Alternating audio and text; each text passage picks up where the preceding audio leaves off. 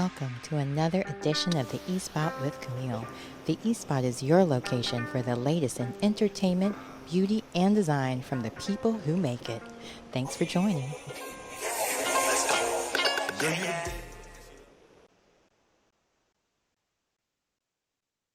Hello, hello, hello.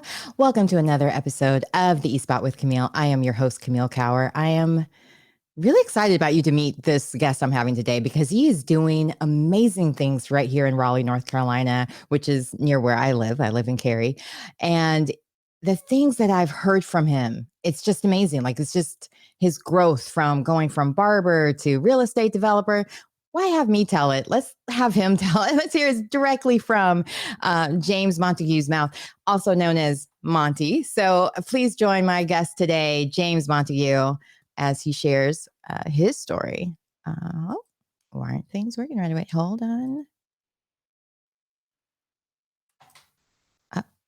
Well, now it's doing too many. Hold on. And scene. All right, let's start again. Action. No, I'm kidding. All right, welcome so much, James, to the show. I'm so excited to have you here and for you to inspire all the audience members out there to get into real estate because you're doing the thing. So share everyone with how you got started. Sure. Thanks, Camille. Thanks for having me, and I'm honored to be here talking to you and your audience today. Again, my name is James Montague, as most people know me. My journey actually started way before I got into real estate. I actually started cutting hair in my mother's kitchen when I was 14 years old for 50 cents and a pack of Kool-Aid. So when you come, you bring 50 cents and a pack of Kool-Aid. And I just kind of went from there. Of course, I went up. 50 cents is no money, but when you add those coins up, and cut enough heads, it starts to make a difference, especially when you're in the projects. So just kind of started from there. Went into cosmetology, did ladies' hair, did platform artistry, got in a few magazines. I was pretty good at doing hair as well. So I've always believed that when you're doing something, don't do it halfway. Go ahead and do it all the way. Yeah. So whatever I get involved in, I go all the way with it. As you should, as you should. Go big or go home, right? That's it. That's it. So, when I first met you, it was at a Christmas party for NABJ. But then the second time I met you was here at Black MBA, and you were sharing how your mom actually bought you the clippers because she was tired of paying so much for you to get your hair done. Right. I love that because there was even yesterday on Tamron Hall, there was a girl on there who was tired of her mom's buying her clothes she didn't like, so she started making her own clothes. And you just never know when you give those kids those tools what they can build. So tell me a little bit about how your mom just kind of poured into you to let you to start cutting hair in her kitchen. Because I mean, let's be honest, most moms wouldn't even let you like cook in their kitchen. Better yet, be cutting strangers' hair in here or so on. So tell me a little bit of how that even went about, especially at such a young age. Sure. Well, I mean, back in, people don't realize, haircuts now may be $20, $25, whatever they are now. Back in the days, haircuts were like $4 and $5, especially back in the 80s. For guys. Early 80s. That's when I came up. Look, And, for men. guys, yeah, exactly. Yeah. I only went to the barbershop once and learned my lesson. Right, exactly. Right. Well, only because I went there for a haircut. I was trying to get that salt and pepper look and went over there, didn't realize they wouldn't curl your hair as well. So I was like, wait, now what do I do? So. Right, exactly. Well, when haircuts went up from $5 to $7, it was like, that's a problem. Especially when you're on a limited budget.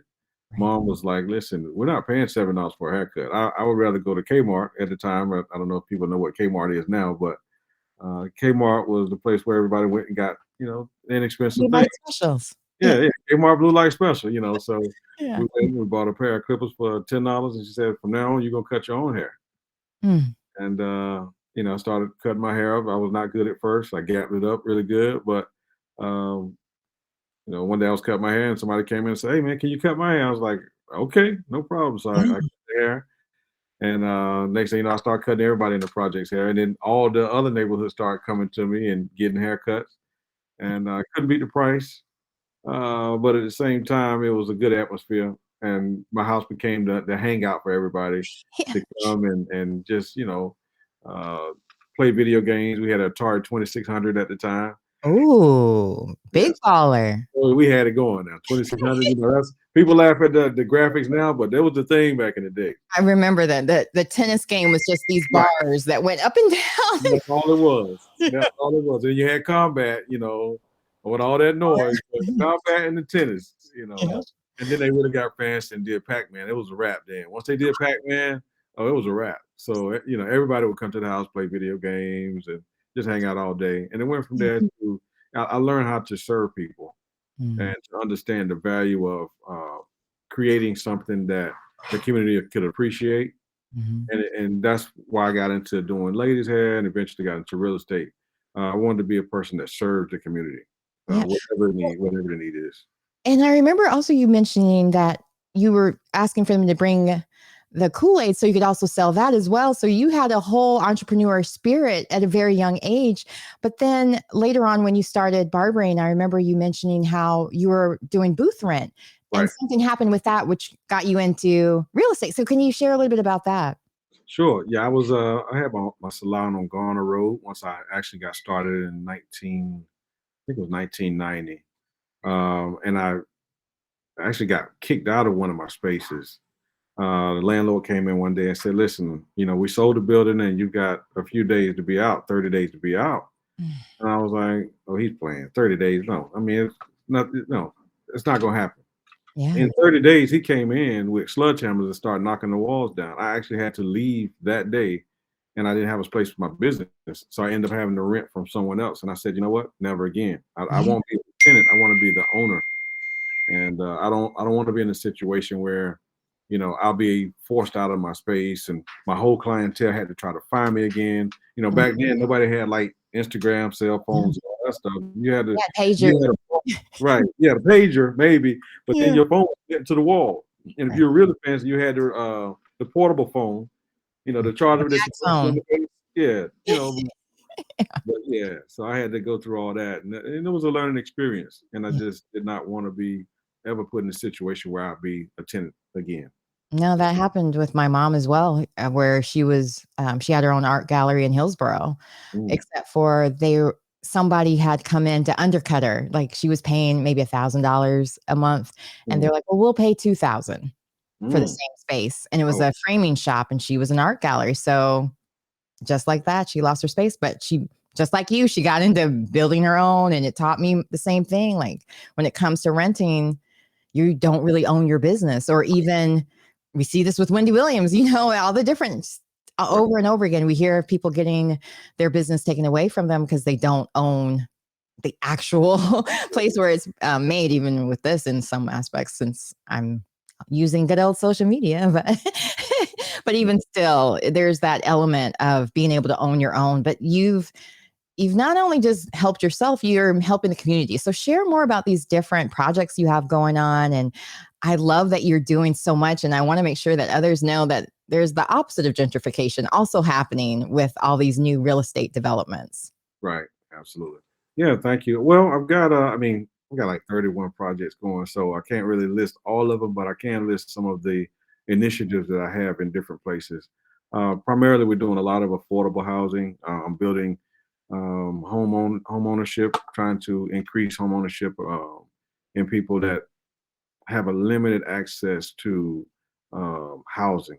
Like right now, the average house price I think in Raleigh, which is the area that we're in, is like somewhere between 490 and $505,000. The average person doesn't have that type of money. That's not affordable. So the market that we build for is in the $200,000-$300,000 range. In some places, like we're doing housing in Rocky Mount, Smithfield, Dunn, places like that are outside of Raleigh. We're in the $200,000 range. You're just not going to really find a new house anymore in Raleigh for Yeah. 200,000. It's not going to happen. Mm-mm. Even when you go out to where you stay, Cary, Apex, Fuquay, they're even higher than that. You maybe talking about $500,000-$600,000 for houses. Yeah. Yep. Nobody's really doing it. Yeah. You can kind of wonder, well, like for your children or even the student or the teachers that teach your children, like, Right. where do they live? How do they afford living around here? And it's important to be able to have that kind of community still, where the teachers and the firemen and policemen and community all live together, so we're a little bit more caring about one another as well, Yeah. so Yeah. I love that you're doing that. You got to have that, because if you don't have that, you don't have balance. Everybody can't buy a $500,000 house. So what happens when you have people that work in, say, restaurants, or like you said, police, fire? You know, those are not $200,000 a year jobs. So who's going to make housing for those folks? We do. That's what we do. The company name is F7, which stands for Faith in Action. And it's not really all about just the money. You have to have finance in order to make projects work, but we're more mission focused on what we're doing. Mhm. We use biblical principles at our company to increase opportunity and to show people the way. We truly believe in, like, the book of Proverbs, where it says, "Study the way of the ant." What we've done is we've taken those processes that are in the word in the Bible, and we try to implement things and show people how to do stuff, and show them how to be of value, and to share in this growth and this great opportunity that's happening in Raleigh right now. A Yeah, lot of times everybody does not feel included. right. Raleigh's always voted number one or number two in Forbes and Fortune and all these magazines, but everybody doesn't feel that. Mm. And what we want to do is create opportunities where everybody can feel included in all the growth that's happening right now. Because we were born and raised right here in Raleigh, in Southeast Raleigh particularly. But we want to make sure that everybody feels like they belong, and they can be a part of the growth and the positivity that's happening now. Yeah, no, of course, I was eyeing your STEAM project that you have, which is science, technology, engineering, art.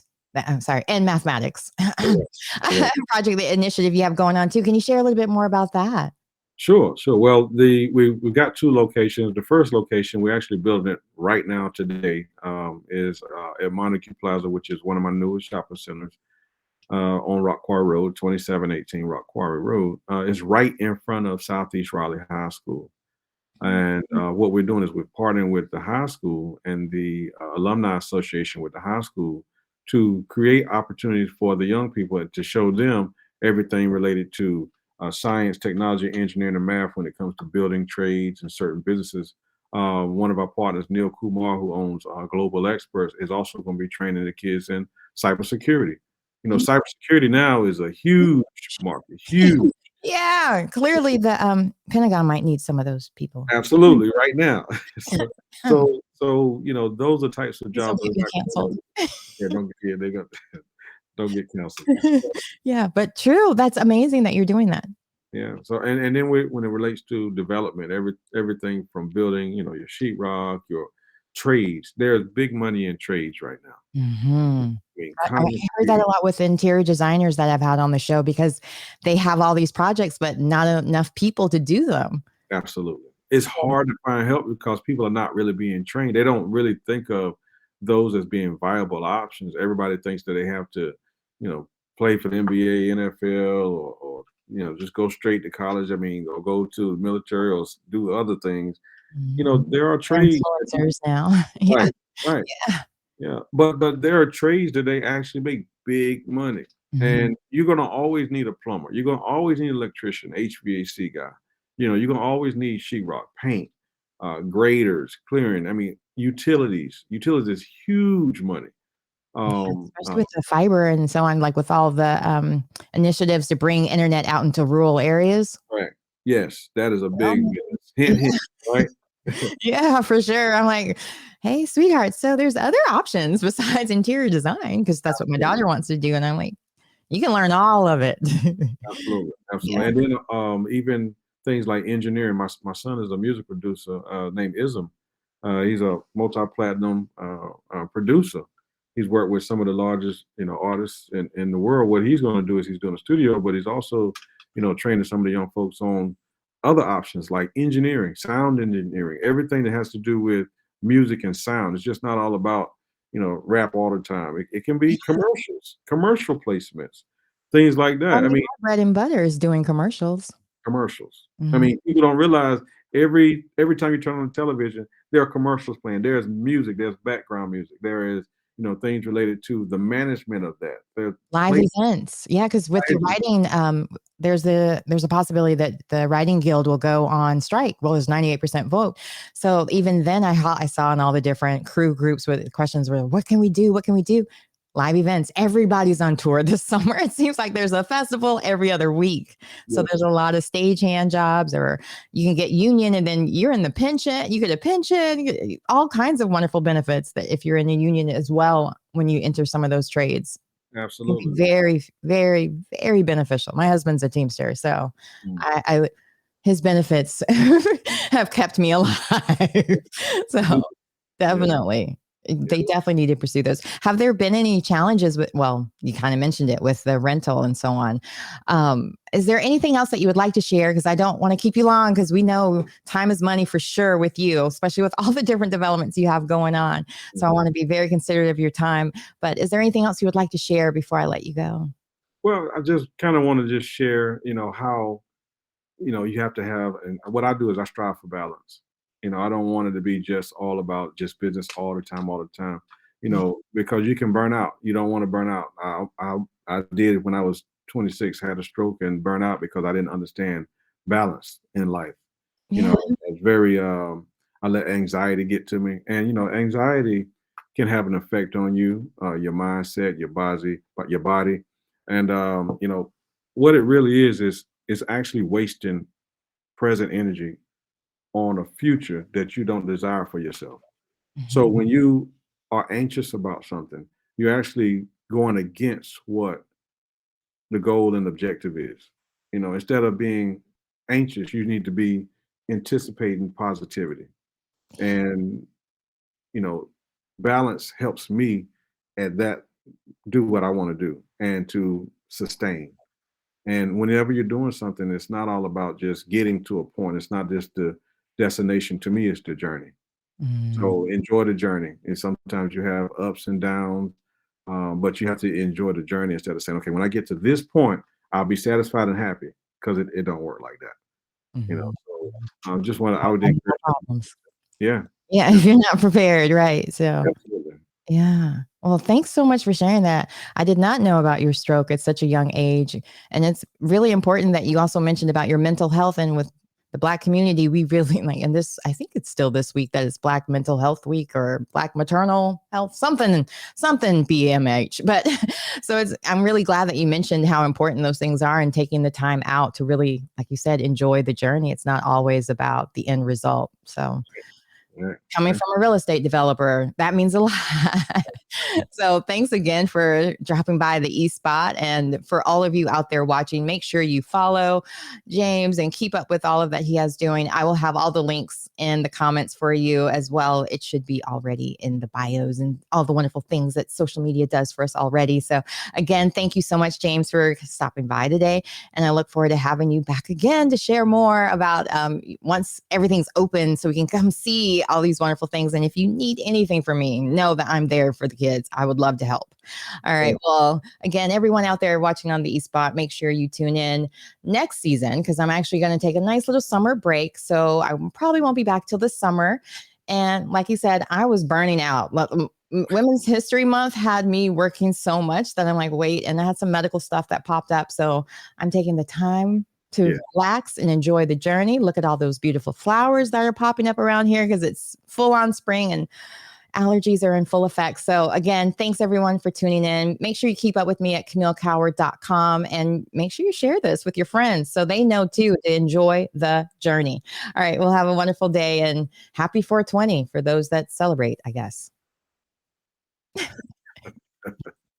All right. Thank you, Camille.